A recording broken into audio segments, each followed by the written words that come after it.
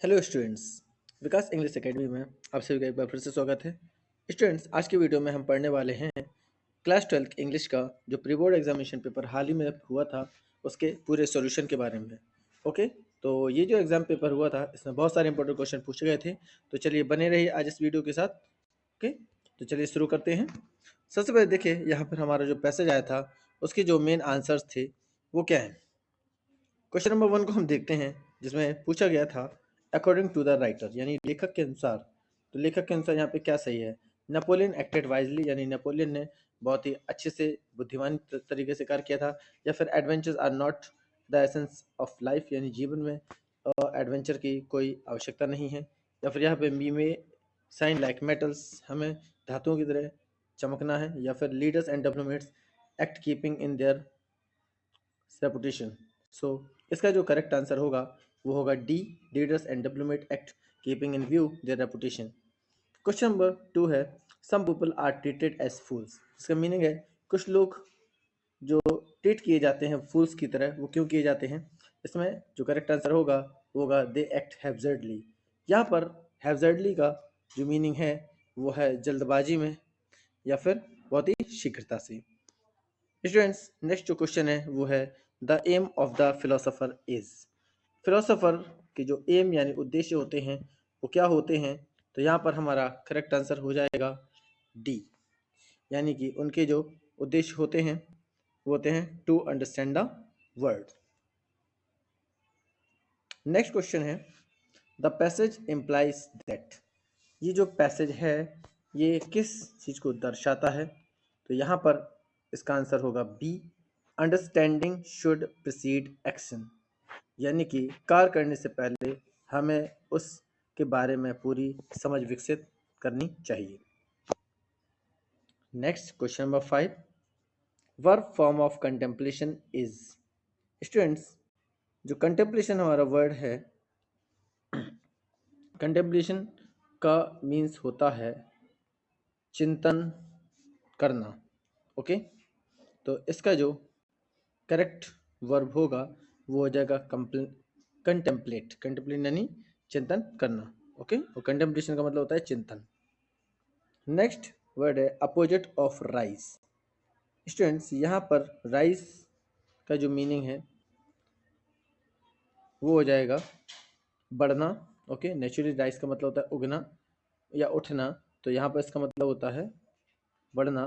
और इसका जो अपोजिट होगा वो हो जाएगा डाउनफॉल, और डाउनफॉल का मीन्स होता है पतन, यानी कि किसी साम्राज्य का पतन होना। Okay, clear. नेक्स्ट क्वेश्चन है we should strike when the iron is. इसका करेक्ट आंसर होगा hot. We should strike iron, we should strike when the iron is hot, यानी कि इसका अर्थ होता है कि हमें प्रहार कब करना चाहिए, जब लोहा गर्म होता है। ये एक प्रोवर्ब भी है स्टूडेंट्स कि जब लोहा गर्म हो तो हथौड़ा तो प्रहार करना चाहिए। क्वेश्चन नंबर 8 है life is a dash struggle, battle, panorama या फील्ड। तो करेक्ट आंसर होगा स्ट्रगल। स्ट्रगल जिसका अर्थ होता है संघर्ष। ठीक है, स्ट्रगल का अर्थ क्या होता है, संघर्ष करना।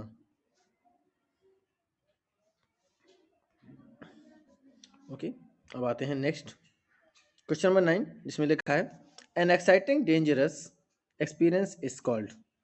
इसको हम क्या बोलेंगे, डेंजरस एक्सपीरियंस को इसको बोलेंगे स्टूडेंट्स एडवेंचर, यानी साहसिक कार्य। क्वेश्चन नंबर 10 है a person who is silly is called. वह व्यक्ति जो सिली होता है उसको हम क्या कहेंगे, नेचुरल सी बात है, उसको हम कहेंगे मूर्ख। ओके, फूल, इंग्लिश में बोलेंगे फूल। यहाँ पे क्वेश्चन नंबर 2 पूछा गया है read the passage carefully and answer the following question. यहाँ पे स्टूडेंट्स के नोट्स बनाने थे, तो सबसे आसान तरीका मैं आपको बताता हूँ नोट्स बनाने का। इसमें सबसे पहले हम टाइटल देंगे, तो यहाँ इसका टाइटल हो जाएगा लाफ्टर योगा। लाफ्टर योगा यानी कि हंसाने वाला योग। और यहाँ पे जब आप इसके नोट्स बनाएंगे तो इसमें हमें कुछ नहीं करना है, इसमें हमें एक मेन हेडिंग देनी है, जैसे कि आपने लिखा लाफ्टर योगा, और उसके नीचे हम 1.1 डाल के लिख देंगे make a clear distinction between happiness and Joy. इसके बाद आप नीचे एक और लाइन देंगे 1.2 करके, यहाँ पे होगा happiness is condition response of the mind. और एक और लाइन नीचे लिखेंगे 1.3 करके dependent on the fulfilment of certain desire of mind bye it's very nature. Okay, तो इस तरीके से आप ये फर्स्ट 1.3 तक लिख सकते हैं। इसके बाद आपका आएगा 2, जिसमें हम कोई भी यहाँ पे टॉपिक दे देंगे, जैसे प्रेजेंट मोमेंट, और इसके बाद हम देंगे यहाँ पे गोल ऑफ एस्पिरेशन, फुलफिल्ड या फिर happiness.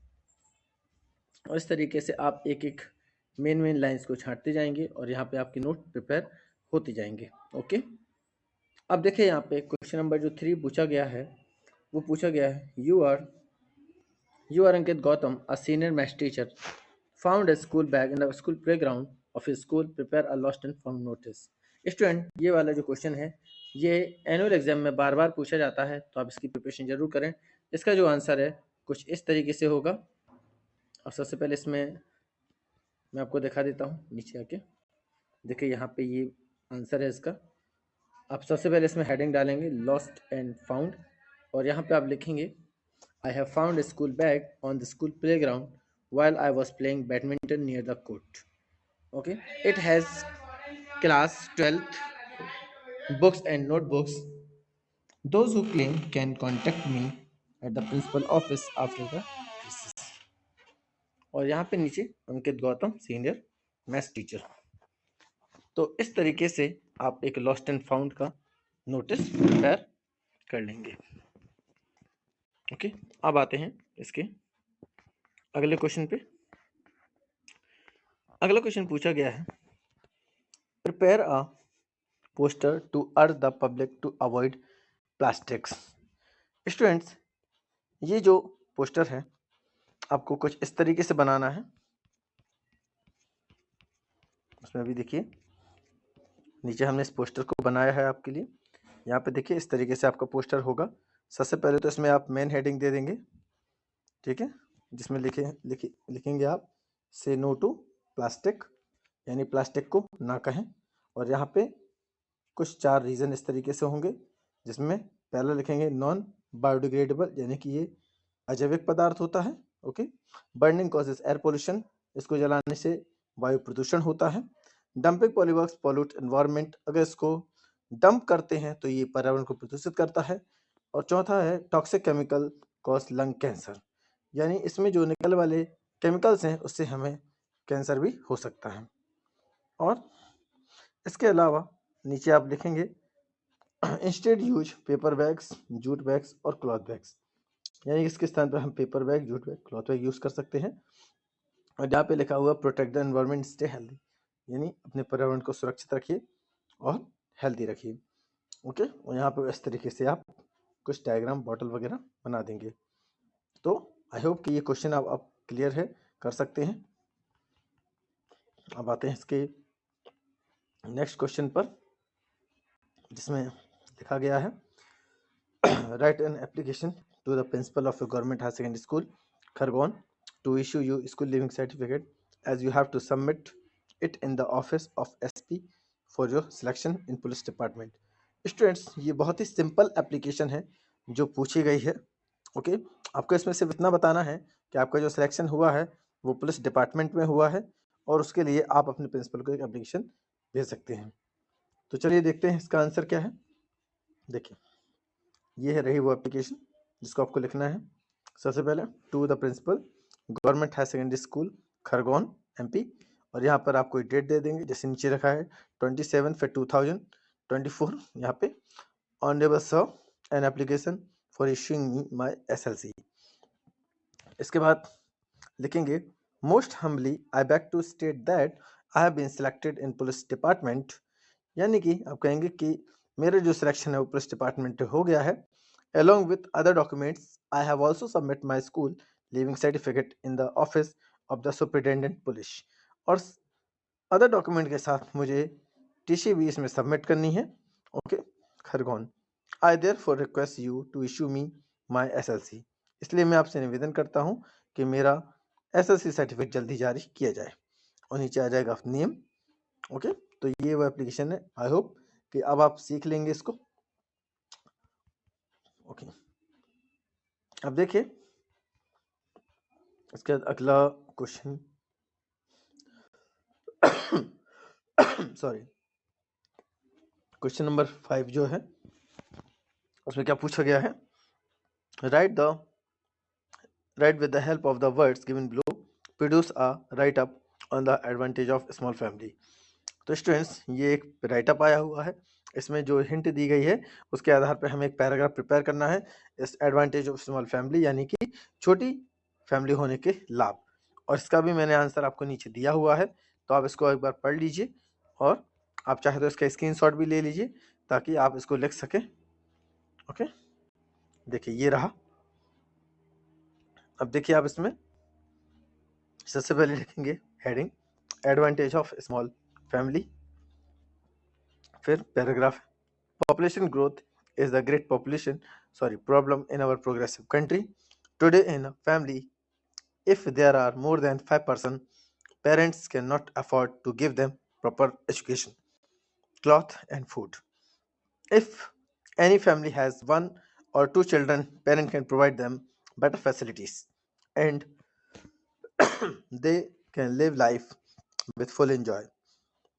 So it is clear that if we have a small family, we can enjoy our life and educate our children better and provide them all type of enjoyment. It is clear that where there is a small family, there lies happiness. तो ये देखिए एक simple सा paragraph आपके सामने दिया गया है। आई होप कि ये जो पैराग्राफ है आप जरूर इसको पढ़ेंगे। ओके, इसका स्क्रीनशॉट ले लीजिए और आप इसको जरूर पढ़ें। ओके, तो स्टूडेंट्स आपके प्री बोर्ड एग्जाम के एक एक सॉल्यूशन मैं इस वीडियो में लेके आया हूँ। और ठीक है, ये इस वीडियो का पहला पार्ट है जिसमें मैं आपको मेन क्वेश्चन बता रहा हूँ। इसके बाद इसका सेकंड पार्ट भी बहुत जल्दी आएगा जिसमें इसके सारे क्वेश्चन आंसर को हम कवर करेंगे। ओके, अब देखिए आगे यहाँ पे क्वेश्चन नंबर 6 सेक्शन सी का करते हैं। अब यहाँ पे देखिए लिखा हुआ है fill in the blanks any 5 you stop smoking. तो स्टूडेंट्स यहाँ पे देखिए, यहाँ पे ये बताया जा रहा है कि तुम्हें स्मोकिंग छोड़ देनी चाहिए, जिसमें हम करेक्ट आंसर होगा शुड। यहाँ पे देखिए एक सलाह वाला काम किया जा रहा है और एक एडवाइस देने का काम हमारा करता है शुड, तो हमारा करेक्ट आंसर हो जाएगा शुड। नेक्स्ट सेंटेंस है आई हैव डैश फ्रेंड्स, तो इसमें हमारा आंसर होगा आई हैव मैनी फ्रेंड्स, यानी मेरे बहुत सारे फ्रेंड्स हैं। ओके, क्वेश्चन नंबर 3 है I am not enjoys dash my exams. Option है इन, अबाउट, फॉर, ऑन। इसमें करेक्ट आंसर होगा अबाउट, जिसमें इसका सेंटेंस बनेगा कि I am not enjoys about my exam, यानी कि मैं अपने एग्जाम्स के बारे में चिंतित नहीं हूँ। क्वेश्चन नंबर 4 है I will finish this project in dash year. तो यहाँ पे ऑप्शन है ए एंड द और नो आर्टिकल।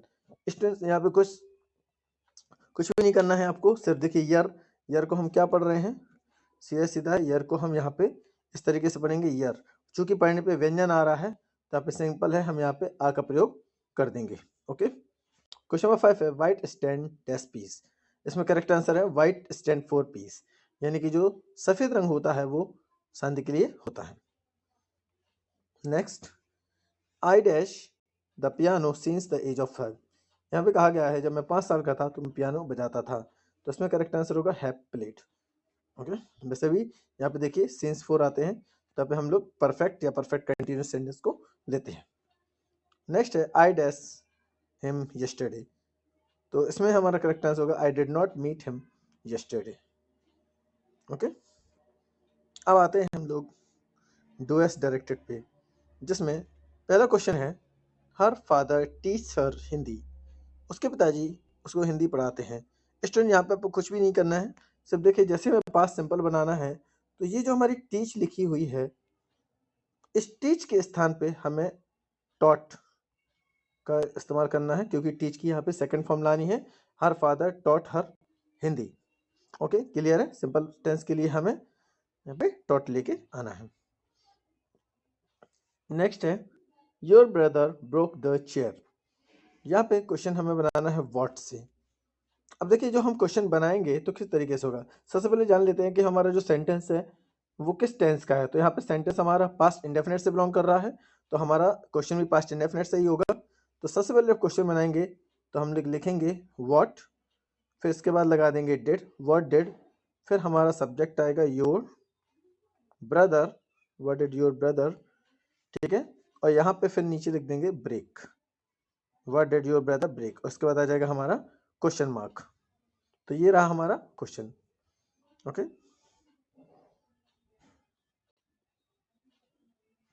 इसके बाद अब हमारा अगला क्वेश्चन है वो है we pray in the evening. यहाँ पे देखिए रंग जो यहाँ पे PARY हो गया है, असल में यहाँ पे हमारा है प्रे, ठीक है, यानी कि प्रार्थना करना। इसको एम्फेटिक बनाना है, तो फ्रेंड्स एम्फेटिक कैसे बनाया जाता है, हमें कुछ भी नहीं करना है। जब भी हम किसी वर्ड को एम्फेटिक बनाते हैं तो उसमें हमें डू डज या डिड का प्रयोग करना होता है। और देखते हैं सबसे पहले सेंटेंस क्या है। अगर सेंटेंस प्रेजेंट का है तो डू डज लगा देंगे सब्जेक्ट के बाद, अगर पास्ट का है तो हम डिड लगा देंगे। तो यहाँ पे है we pray in the evening, तो प्रेजेंट का सेंटेंस है, तो यहाँ पे हमें कुछ भी नहीं करना है। यहाँ पे हम सिर्फ वी के बाद डू का प्रयोग कर देंगे। We do pray in the evening, we do pray in the evening. Okay, यहाँ पे इसका मीनिंग हो जाएगा हम शाम को प्रार्थना अवश्य करते हैं। ओके, अब आते हैं इसके अगले सेंटेंस पर, जिसमें लिखा है we will go there by bus और we will go there by train. तो जब फ्रेंड्स इसमें करना है हमें ईदर और का प्रयोग। अब ईदर और का प्रयोग कैसे करेंगे, बहुत ही आसान है फ्रेंड्स। सबसे पहले तो हमें लिख देना है वी विल गो देयर, जो कहता हूँ, फिर ईदर के यहाँ पे देयर के बाद हमें ईदर का प्रयोग करना है। We will go there either, और ईदर के बाद आएगा हमारा बाय बस, ठीक है, और फिर हमें इसके बाद बाय बस के बाद और बाय ट्रेन कर देना है। तो हमारा सेंटेंस बनेगा we will go there either by bus और बाय ट्रेन। हम वहाँ जाएंगे या तो बस से या फिर ट्रेन से। दूसरे सेंटेंस से जो कॉमन चीज़ होती है वो हमें नहीं लिखना है। इसके बाद नेक्स्ट सेंटेंस है हमारा if Ram does not act now he will loss everything. यहाँ पर हमें इफ के स्थान पर अनलेस का प्रयोग करना है। तो सबसे पहले हम क्या करेंगे, इफ को हटा के अनलेस लगाएंगे, और अनलेस राम, और यहाँ पर ये डज नॉट है, इसको भी हम लोग हटा देंगे। आंसर हो जाएगा unless Ram act now he will loss everything. तो ये रहा हमारा सही सेंटेंस। नेक्स्ट सेंटेंस है दे वर प्लेइंग कार्ड्स। अब इसका जो हमें वॉइस बनाना है बहुत ही आसान है स्टूडेंट्स। सबसे पहले हम क्या लिखेंगे, कार्ड्स, ठीक है। कार्ड्स के बाद आएगा हमारा वर, कार्ड्स वर, फिर लगाना है आपको बीइंग, कार्ड्स वर बीइंग। इसके बाद आएगा हमारा played, cards were being played by, और बाय के बाद आएगा देम, दे का क्या हो जाएगा, देम हो जाएगा। तो ये रहा हमारा पैसिव वॉइस। नेक्स्ट सेंटेंस है the hotel was very, the hotel was quite cheap, the hotel was very comfortable. और इसमें हमें किसका यूज करना है, नॉट ओनली बट ऑल्सो का। यहाँ पे नॉट के साथ ओनली नहीं लगा तो हम लगा देते हैं। कैसे करेंगे, सबसे पहले देखिए हम लिखेंगे द होटल वॉज, और होटल वॉज के बाद यहाँ पे क्या देना है, यहाँ पे हमें देना है not only, the hotel was not only quite cheap. फिर इसके बाद आ जाएगा हमारा बट ऑल्सो वेरी कंफर्टेबल। ये लाइन आपकी कट जाएगी, इसको मैं काट देता हूँ ताकि याद रहे। The hotel was not only quite cheap but also very comfortable. तो इस तरीके से हमारा ये डायरेक्टेड हो जाएगा। अब आते हैं इसके सेक्शन नंबर डी पर। सेक्शन नंबर डी पर जो पैसेज आया था उसका मैं आंसर आपको डायरेक्टली बता देता हूँ। इस पैसेज में जो हमारा पूछा गया है who is he in the first line, तो यहाँ पर इसका करेक्ट आंसर हो जाएगा स्टूडेंट्स क्रॉफ्टर। ओके, क्रॉफ्टर यानी यहाँ पे जो व्यक्ति उसमें काम करता था। ओके, सेकंड क्वेश्चन है what does the crofter do with the milk. जो क्रॉफ्टर था वो मिल्क के साथ क्या करता था, तो यहाँ पे करेक्ट आंसर हो जाएगा सप्लाई टू डेयरी, जैसे लिखा हुआ है यहाँ पे सप्लाई टू क्रीमरी लिखा है ना, तो यहाँ पे हो जाएगा supply to dairy. Next question है kroner is the currency of, यानी जो क्रोनर है वो कहाँ की करेंसी है, तो यहाँ पे correct answer Sweden, kronor Sweden की करेंसी है। नेक्स्ट है what is the antonym of the word incredulous. तो यहाँ पे पूछा गया है what is the antonym of the word incredulous. तो यहाँ पे इनक्रेडुलस का जो हमारा आंसर हो जाएगा वो हो जाएगा अनबिलीवेबल। ओके, नेक्स्ट है name the author of this chapter. तो इस चैप्टर के ऑथर का नाम है सेल्मा लेगरलॉफ।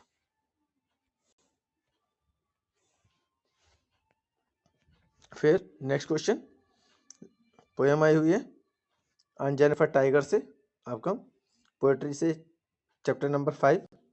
और यहाँ पे क्वेश्चन बड़ा आसान है, नेम द पोएम, पोएम का नाम क्या है? तो ये लगा देना है and Jennifer tigers.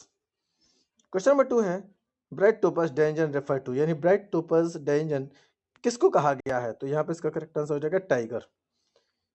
Question number 3 है, the word they refers to, they शब्द का प्रयोग किन के लिए किया गया है? तो यहाँ पे आ जाएगा टाइगर्स। अब आते हैं हम लोग क्वेश्चन नंबर 9 के बी में।